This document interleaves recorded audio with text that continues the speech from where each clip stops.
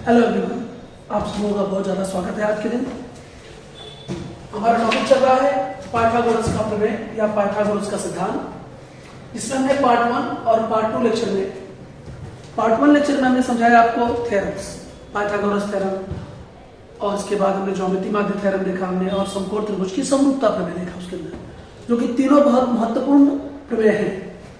उसके बाद प्रश्न संग्रह 2.1 एक्सरसाइज 2.1 के क्वेश्चन में हमने पार्ट 2 में क्वेश्चन नंबर 1, 2, 3 एंड 4 सॉल्व किया। आज हम देखने वाले हैं क्वेश्चन नंबर 5 से आगे। तो क्वेश्चन नंबर 5 और 6 मैंने दोनों बोर्ड पर लिख दिया है, दोनों इंपॉर्टेंट है। मार्च 2021 के एग्जाम के हिसाब से बहुत ज्यादा इंपॉर्टेंट है। इस साल अप्रैल एग्जाम होने वाले हैं, उसमें दोनों में से कोई ना कोई एक क्वेश्चन एग्जाम में 100% रहेगा। ये दोनों क्वेश्चन वेरी इंपॉर्टेंट है, तो एग्जाम पॉइंट ऑफ व्यू से आप इस क्वेश्चन को ध्यान से समझिए। क्वेश्चन नंबर 5, आकृति में दी गई जानकारी के आधार पर AB और BC ज्ञात करने के लिए नीचे दी गई कृति पूर्ण करो। तो एक्टिविटी है 1 मार्क्स या 2 मार्क्स के लिए आएगी। तो सबसे पहले डायग्राम देखिए, त्रिभुज ABC जिसमें AB और BC बराबर है और कोण B 90 का कोण है। तो समकोण त्रिभुज की खासियत है, यदि समकोण त्रिभुज में एक कोण 90 का हो और दो भुजाएं समान सम हो तो उसे हम कहते हैं समकोण समद्विबाहु त्रिभुज। तो ये समकोण समद्विबाहु त्रिभुज है, ये आइसोसेलेस राइट एंगल ट्रायंगल है। इसमें विकर्ण की लंबाई दी हुई है, करनी में 8 और दोनों बराबर दिया हुआ है। बोलता है खाली स्थानों की पूर्ति करो। तो AB बराबर BC हम लिख सकते हैं, दत्त है या दिया है, या हम ये भी लिख सकते हैं समद्विबाहु त्रिभुज की भुजाएं, या समद्विबाहु समकोण त्रिभुज की भुजाएं भी लिख सकते हैं। तो मैं इसी में आंसर कर दे रहा हूं, हम लिख देते हैं दत्त दिया हुआ है, दोनों समान सम है। तो कोण BAC कितने इसका कोण हो जाएगा? याद रखिए, समकोण समद्विबाहु त्रिभुज में दो भुजाएं समान सम हो तो अन्य दोनों कोण समान सम होते हैं और प्रत्येक कोण का माप 45 अंश होता है। तो ये 45 अंश का कोण होता है। ये रहा हमारा 45 अंश, ये भी 45 अंश और ये भी 45 अंश। इसके बाद 45 अंश 90 अंश कोण वाले त्रिभुज की प्रमेय का उपयोग करें। तो हमने 9th में देखा था, 10th में है, 9th में भी था। 45 अंश माप वाले कोण की प्रत्येक समूह भुजा लंबाई में कर्ण की 1/करनी में 2 गुनी होती है। तो प्रत्येक समूह भुजा मतलब ये दोनों 45 अंश के कोण हैं, उनकी ये प्रत्येक समान सम भुजाएं हैं AB और BC। तो AB बराबर BC ये हो जाएंगे 1/√2 इंटू AC। AC क्या है? हाइपोटेनस है, कर्ण है। ठीक है, अब देखो AC का मान √8 है, तो √8 दे दिया है, तो ये वही जाएगा 1/√2। अब इसे अगर हम सरल करें, इसे तो ध्यान दीजिए, यहां पर इसे सरल करके दिया है। 4 2 8 होता है, 4 का स्क्वायर रूट बाहर आ गया 2 और √2 रहेगा, और ये 1/√2 ऐसे रहेगा। अब √2 से √2 कैंसिल कर दो, 2 बच जाएगा, आंसर में आ गया 2। तो इसलिए AB भी 2 है और BC भी 2 है। बहुत आसान क्वेश्चन। अब हम कर रहे हैं क्वेश्चन नंबर 6। तो देखिए आंसर क्वेश्चन नंबर 5 के बाद क्वेश्चन नंबर 6 में आते हैं। किसी वर्ग के विकर्ण की लंबाई 10 सेंटीमीटर हो तो उसकी भुजा की लंबाई तथा परिमिति ज्ञात करो। इसे दो तरह से कर सकते हैं। चलिए पहले हम करते हैं समकोण त्रिभुज बनाकर इसका हल। हम वर्ग बनाकर हल करेंगे इसे, इसमें समकोण त्रिभुज भी बन जाएगा। ऐसे मान लिया जाए चतुर्भुज ABCD वर्ग है, वर्ग की चारों भुजाएं क्या होती है? समान सम। तो माना चतुर्भुज ABCD एक वर्ग है। क्या है ये? वर्ग है, स्क्वायर है। स्क्वायर किसे कहते हैं या वर्ग किसे कहते हैं? जिस चतुर्भुज की चार भुजाएं समान सम। ठीक है भाई, तो ये चारों भुजाएं इक्वल हो गई 4 साइड्स, और माना AB BC को हम x कहते हैं। चलिए ये भी x है, ये भी x है, बस ये भी x हो जाएगा, ये भी x हो जाएगा। हमें विकर्ण की लंबाई ये 10 दिया हुआ है, तो पहले भुजा की लंबाई ज्ञात करना है, तथा हमें AC पर क्या दिया है? 10 सेंटीमीटर। अब हम पहले क्या करेंगे? बहुत ही आसानी से, वर्ग का प्रत्येक कोण 90 अंश का होता है। तो त्रिभुज ABC में ये कोण 90 का हो जाएगा, समकोण त्रिभुज हो जाएगा। पाइथागोरस में मिला देंगे त्रिभुज एबीसी में कोण भी बराबर 90 अंश, इसलिए पाइथागोरस प्रमेय से या पाइथागोरस प्रमेयानुसार कर्ण एसी का स्क्वायर बराबर AB square plus BC square. कर्ण एसी 10 है, AB x है, BC भी x है, 10 का वर्ग 100, x स्क्वायर हो गया, प्लस करने पर 2 टाइम है तो 2x स्क्वायर। अगर मैं यहाँ पे कर दूँ इस तरह से तो हो जाएगा 100/2 is equal to x square, उसे डिवाइड कर दो 50 with 2x square. Square root लेंगे वर्गमूल लेने पर x इक्वल हो जाएगा √50, तो x इक्वल हो जाएगा 25 टू 50, 25 टू 50, x इक्वल होगा 25 का वर्गमूल 5 बार आ जाए करने में 2, 5 करने में 2, तो वर्ग की भुजा की लंबाई आ गई 5 करने में 2 सेंटीमीटर। ये वर्ग की भुजा मिली हमें। अभी हमें वर्ग की परिमिति भी ज्ञात करनी है, तो मैं इसे मिटाकर क्या कर रहा हूं, अब मैं इसे मिटाकर करूंगा। तो ध्यान दीजिए, कंटिन्यू कर रहे हैं इसको हम, ये मिटा दे रहा हूं मैं। क्वेश्चन नंबर 5, वर्ग की भुजा हो गई 5 करने में 2। दूसरा क्या करते हैं, परिमिति, वर्ग की परिमिति, पैरामीटर ऑफ अ स्क्वायर, परिमिति को होता है 4 गुणे भुजा 4 इंटू साइड कितना आया, 5 करने में 2 आ गया, 4 बचे 20, 4 5 20 √2 सेंटीमीटर। इस प्रकार से वर्ग की परिमिति मिल गई।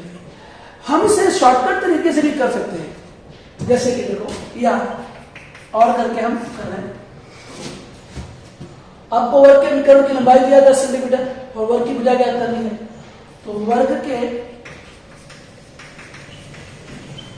विकर्ण की लंबाई बराबर होता है कर्णी में 2 गुणे भुजा, ये फार्मूला है, √2 इंटू साइड। विकर्ण की लंबाई 10 दिया हुआ है, √2 इंटू भुजा, 10/√2 इक्वल टू भुजा साइड। इसलिए भुजा बराबर हम हर का परिमेयीकरण कर देते हैं, रेशनलाइजेशन ऑफ डिनोमिनेटर, उसके √2 का ऊपर और नीचे दोनों मल्टीप्लाई करते हैं। करनी में 2 गुणा ऊपर भी किया, नीचे भी किया, तो भुजा इक्वल टू क्या गई 10/2 और ये 2 का मल्टीप्लाई हुआ तो 2 बाहर आ जाएगा, तो भुजा इक्वल क्या आ जाएगा, देखो ध्यान से 5 2 5 10, 5/2 10, ऐसे भी है। इसके बाद परिमिति के लिए यही लिख दोगे, तो वर्ग की भुजा हम ऐसे भी ज्ञात कर सकते हैं, ऐसे ना जाते हुए हम ऐसे भी जा सकते हैं। तो ये हो गया क्वेश्चन नंबर 6। अब हम आएंगे क्वेश्चन नंबर 7। क्वेश्चन नंबर 7, तो मैंने यहां क्वेश्चन लिख दिया, देखिए त्रिभुज DFE में रेख FG लंब है रेख DE पर या ED पर। आपको CD दिया है 8 और GF दिया है 12, तो इजी याद करना है आपको, EG, FD याद करना है और इसके बाद EF भी याद करना, मतलब ये तीनों भुजाएं आपको याद करनी। सबसे पहला हमने पार्ट 1 वीडियो में बताया था आपको, समकोण त्रिभुज में अगर कर्ण पर समकोण त्रिभुज के शीर्ष बिंदु से कर्ण पर लंब डाला गया हो, जैसे कि GF लंब है ED पर, तो इसमें ज्योमेट्री माध्य प्रमेय लगेगा और हमें इजी मिल जाएगा। तो सबसे पहले यहाँ पर इसका सोल्यूशन लगाओगे, समकोण त्रिभुज DFE में रेख FG लंब रेख ED दत्त दिया हुआ है, डायग्राम में भी दिख रहा है, इसलिए ज्योमेट्री माध्य प्रमेयानुसार, ज्योमेट्री माध्य प्रमेयानुसार बाय ज्योमेट्रिक मीन थ्योरम क्या हो जाएगा, GF स्क्वायर या GF square is equal to GD into EG। तो GF 12 है, GD 8 है इंटू EG, हमें EG याद करना है, सबसे पहला हमें वही याद करना है। तो 144 हो जाएगा, ये 8 इंटू EG, 144/8 हो जाएगा, इंटू में है तो अपॉन में आएगा EG। Therefore EG is equals to 8 से भाग दीजिए, 8 का 8, 6 बचा, 8 बड़ी 64, 18 एग्जा 144 होता है। 8 से हम डिवाइड करेंगे तो इजी कितना हो गया, 18 आ गया। एक आंसर मिल गया। सेकेंड हमें एफ डी ज्ञात करना है, तो एफ डी के लिए हम त्रिभुज एफ जी डी में पाइथागोरस थ्योरम लगा देते हैं। त्रिभुज एफ जी डी में कोण जी बराबर 90 अंश, इसलिए पाइथागोरस प्रमेय से, ठीक है भाई, पाइथागोरस प्रमेय लगाया जाए, ये 90 अंश का कोण होगा तो ये कर्ण होगा, तो आ गया F D square equal to G D square plus F G square. बहुत ही आसान, जी डी 8 का वर्ग और ये 12 का वर्ग, 8 का वर्ग 64, 12 का वर्ग 144, 8 6 4 10 1 208 एफ डी स्क्वायर इक्वल 208। तो एफ डी बराबर क्या हो जाएगा, अंडर रूट 8 वर्गमूल लेने पर, ठीक है भाई। तो एफ डी के लिए हम क्या करें, इसे सरल कर देते हैं। तो देखिए 208 को मैं सरल कर दे रहा हूं फटाफट, 2 1 जा 2 2 4 जा 2 5 जा 2 2 जा, तो 2 से 1 काटेगा। फिर देखा जाए तो ये 2 4 6 8 2 4 2 16 अंडर रूट 13, तो 16 का स्क्वायर रूट बाहर कितना आएगा, 4 अंडर रूट 13। ये आ गया आपका सेकेंड आंसर, एफ डी मिल गया 4 अंडर रूट 13। इसके बाद हमें थर्ड निकालना क्या है, थर्ड वन हमें निकालना है ई एफ। ये देखिए ई एफ बोला है, ठीक है, थर्ड वन निकाल देते हैं ई एफ। तो ई एफ के लिए त्रिभुज जी सॉरी ई जी एफ में, त्रिभुज ई जी एफ में कोण जी बराबर 90 अंश, इसलिए पाइथागोरस प्रमेय से, भाई पाइथागोरस प्रमेय लगा दीजिए, ये कर्ण हो गई ई एफ, तो E F square is equal to E G square plus G F square.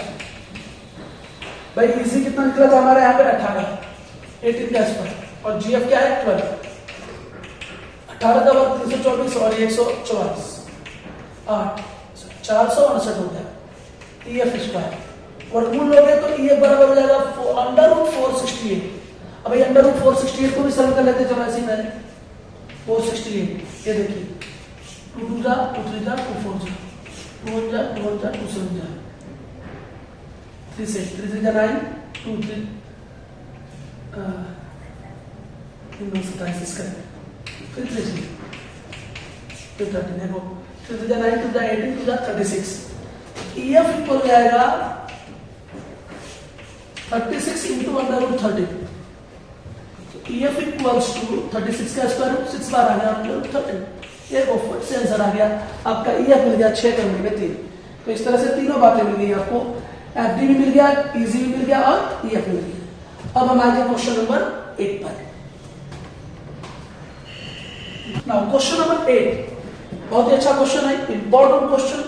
किसी आयत के विकर्ण की लंबाई 35 सेंटीमीटर और चौड़ाई 12 सेंटीमीटर हो तो उस आयत के विकर्ण की लंबाई ज्ञात करो। आपको रेक्टेंगल दिया, रेक्टेंगल का लेंथ और ब्रेड्थ दिया हुआ है, और आपको क्या पूछा है, उसके विकर्ण की लंबाई, उसके हाइपोटेनस की लंबाई पूछना है, वो कैसे, या उसके डायगोनल्स की लंबाई लेंथ पूछना है। तो यहां पर ठीक है, हम ले लेते हैं ऐसे ए बी सी डी, एक आयत ले लेते हैं जिसमें ये हो गया उसका विकर्ण डायगोनल, कितना है इसको तो निकालना है, और आपको लेंथ ले लेते हैं बीसी 35 सेंटीमीटर, और ब्रेड चौड़ाई है ये 12 सेंटीमीटर, और आयत का प्रत्येक कोण समकोण होता है। माना चतुर्भुज ए बी सी डी एक आयत है जिसमें लंबाई हम बीसी ले लेते हैं, लंबाई बीसी को लंबाई ज्यादा होगी ना, तो लंबाई बीसी और चौड़ाई है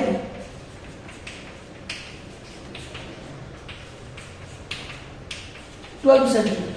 हमें निकालना है विकर्ण की लंबाई, विकर्ण एसी की लंबाई ज्ञात करना है। क्वेश्चन मार्क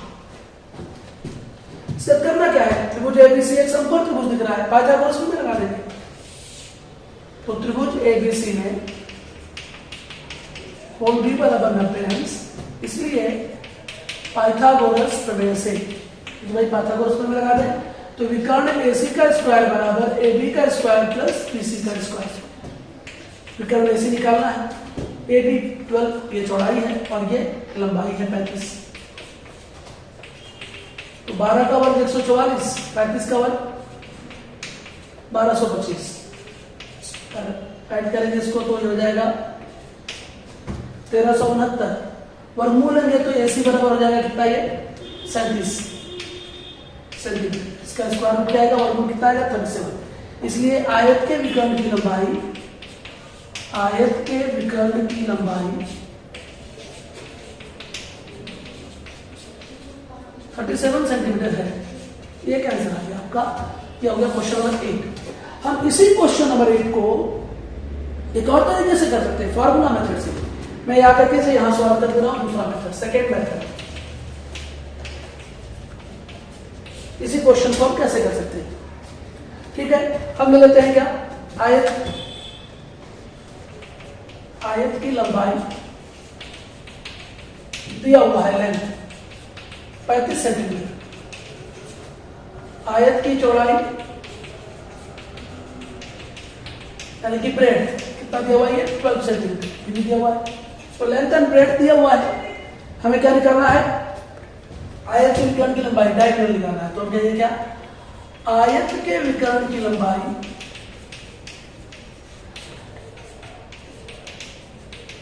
का फार्मूला है under root length square plus breadth square.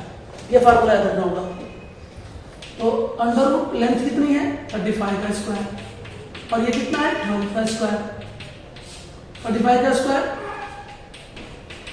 1225 और 12 का स्क्वायर 144। इनको ऐड कर लिए,